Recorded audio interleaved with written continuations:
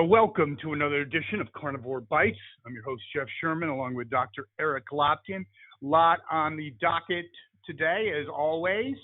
Some weeks are better than others, but I have to say the Democrats and Biden is the gift that keeps on giving, and we'll just get right into it, Dr. Lopkin, won't we? So I think one of the things that basically maybe we should start with, because we have a podcast that's growing in stature, and that's Joe Rogan being basically trying to be silenced, although he's pushing back, by essentially a bunch of 70-plus washed-up hippies, any of which, of anyone under 40 doesn't know who they are, and anyone that listens to them doesn't know what Spotify is, so I don't really know the relevancy. Yeah, it was an almost bizarre situation when Neil Young came out and said, I want my music taken off of Spotify if they're not going to get rid of Joe Rogan. And I mean, Spotify didn't even hesitate. They went, fine, go. Check, please. Yeah. You know, he's irrelevant to today's listeners. And then Joni Mitchell jumped on the bandwagon. And now they've, their attempts to block Joe Rogan's free speech, one, they've completely backfired, but two, they've become punchlines. I actually saw a meme just before we went on the air saying Yoko Ono is threatening to put her music on Spotify if they don't get rid of Joe Rogan. I love that. I think it's unintended consequences. I agree. And then you have to question the motivation. You have, basically irrelevant ex-pop stars or whatever, very little listening audience, especially in the demographic. They have one listener in the demographic 18 to 40, but I wonder if it's not a way to get back in the spotlight. And I thought hippieism was all about free expression, make love, not war, man, all that kind of stuff. Everyone has a right to speak. It doesn't look like it's really headed in that direction, especially when you have things like people, ex-hippies, like Ben and Jerry's, trying to squash free expression and free speech as well. See, and what's really disturbing is that it's very clear that all of these people who are, trying to get Joe Rogan canceled have never actually listened to the podcast. Because when you listen to the podcast, first of all, Rogan says very little. He lets his guests do the talking. And he actually fact checks what's being said, and if he makes a mistake, he comes back and he says, no, we were wrong about that. This is exactly what you want in a podcast. This is the epitome of free speech and the free exchange of ideas. And yes, he's checking what he says. He fully admits he can make mistakes, but that is journalism. That is what is supposed to be going on in a society that supposedly values the free exchange of ideas. Well, actually, on that note, I just got word that Biden, again, I don't know who's running the ship there, who's steering the ship, but maybe Stevie Wonder. But anyway, that his nominee for the FCC basically is a far, far left-wing communist and into banning networks or censoring networks like One America News and Fox. I mean, I don't understand why they keep, there's no mid-course correction. They're doubling down. I know he's not in charge, but his chief of staff is not doing him any service. No, but you know what? If they keep doubling down on these ridiculous policies, they're going to get their asses handed to them in the midterms. And then if they still don't learn their lesson, he's one and done. He'll be a lame duck president for the rest of his first term, and there won't be a second. He has to listen to the American people. They're the ones he works for. Well, he's got to get that message. His chief of staff isn't providing that. Speaking of not getting the message, again, before he even looked at qualifications, Ben Carson commented on this, an African-American, obviously, that he was outraged that he basically just said, first of all, I think it's patronizing. I'm going to nominate a chief justice that is an African-American woman. And again, backfires on him. 2/3 of Americans are against it. And also, when doing any kind of research, this nominee, Lisa Cook, has ties to Black Lives Matter and other radical positions. Well, I mean, honestly, I'm not terribly concerned about her positions because it's a liberal replacing a liberal. Agreed. Yes. So it's not going to sway the court any. What I find amazing is that he is using affirmative action to appoint a judge who's going to have to listen to cases about affirmative action. Yeah, the whole administration's like a bad B movie. You can't make this stuff up. It's ridiculous. More importantly, and quite frankly, I think more disturbingly, is that if a corporation or a university tried to hire on this basis, they would be sued because it's illegal for them to do so.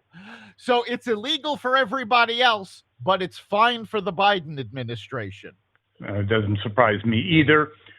North of the border, another leftist nutcase, Trudeau, is having this, I think, has a lot of legs. The trucker protests, his reaction to it, basically, again, typical liberal modus operandi, calling them, outcasts, and, the list goes on. And then he leaves town, a real mensch, as they say in Yiddish. Yeah, he hid, basically. Yeah, but, exactly. I think the Canadian truckers protest stands in stark contrast with the BLM riots, because what you had BLM riots going on, and you had the left going, oh, they're peaceful protesters. Now you've got actual peaceful protesters in a convoy, and Trudeau is trying to make them out to be, oh, they're violent, they're terrible. It's like they're not even paying attention to what's actually going on. They decide what the story is before it happens, and facts be damned, they're going to stick to that story. Yes, I think that his future is limited as well. I think he's not popular to begin with, but their parliamentary system allowed him to snake his way in. But again, someone of little or no qualifications, kind of Obama-esque, if you will. Then we're looking at liberalism and the whole woke culture. Apple's coming out for their iPhones, an emoji that is a pregnant male. Again, they always say that these conservatives and the Republicans are anti-science. I think I remember in those sex ed classes in like 6th or 7th grade that I thought women get pregnant. I maybe got the lesson wrong. No, I could have gotten the lesson wrong. Women get pregnant and men don't. I might have screwed that one up.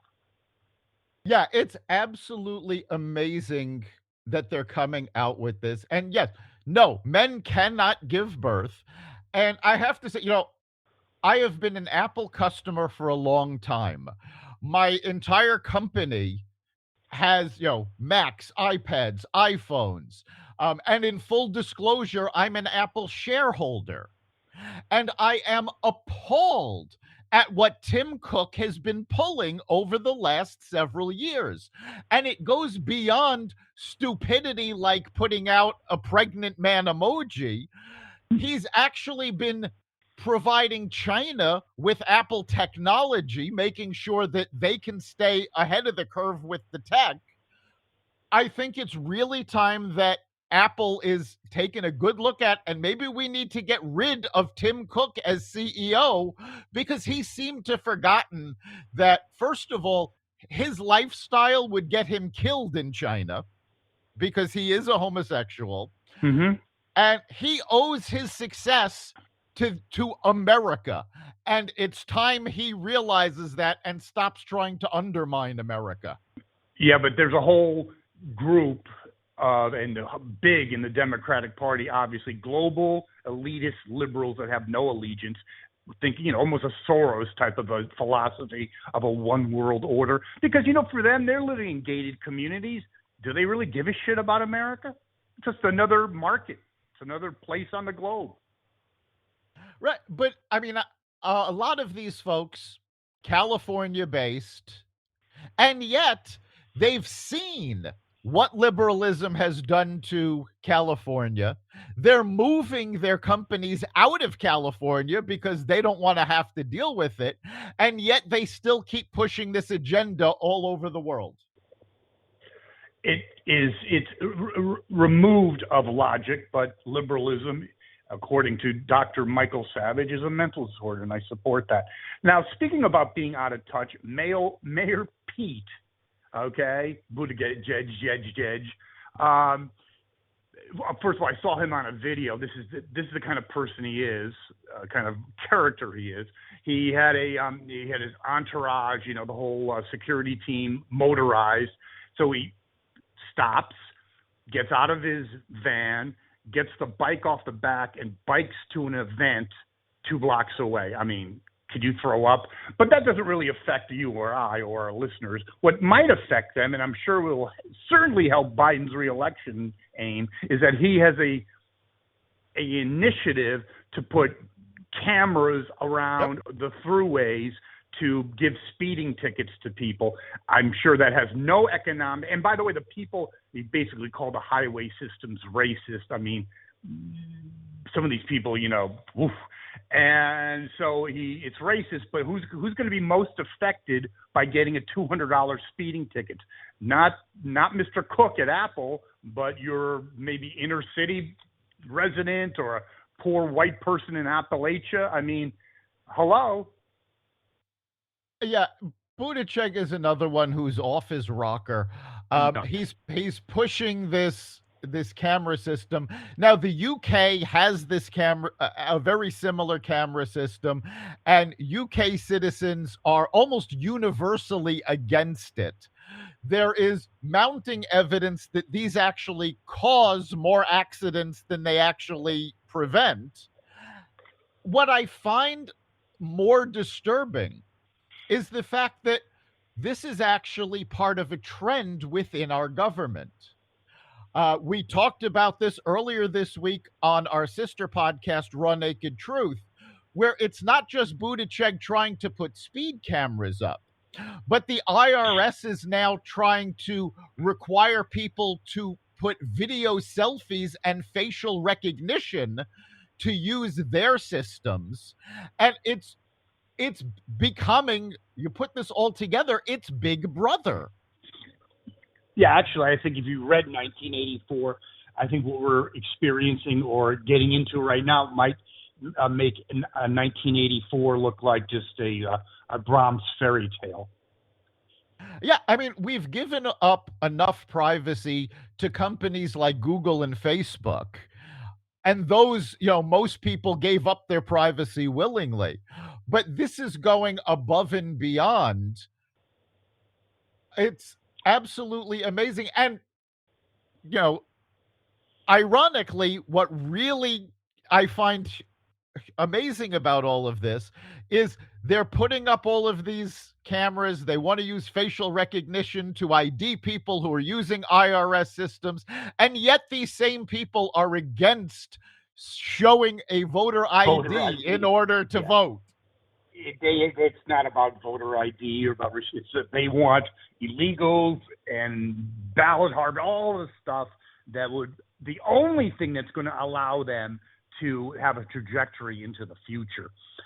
Speaking of a trajectory into the future that might be rather scary, is our leaders selling us out, and especially, and in particular, people like Nancy Pelosi. It's a Peter Schweitzer book called Red-Handed, about basically, you talk about Peter Cook not having an allegiance to America, but how about Tom Cook, I'm sorry. But how about our leaders like Nancy Pelosi, the Biden family, which is almost like a mafia-esque organization, selling America out? I mean, look at Nancy Pelosi. She has like 4 or 5 houses. I couldn't believe it. I mean, and her district's in the shitter, and yet she's jetting off, minus the carbon emissions, of course, and at least in her own mind, to her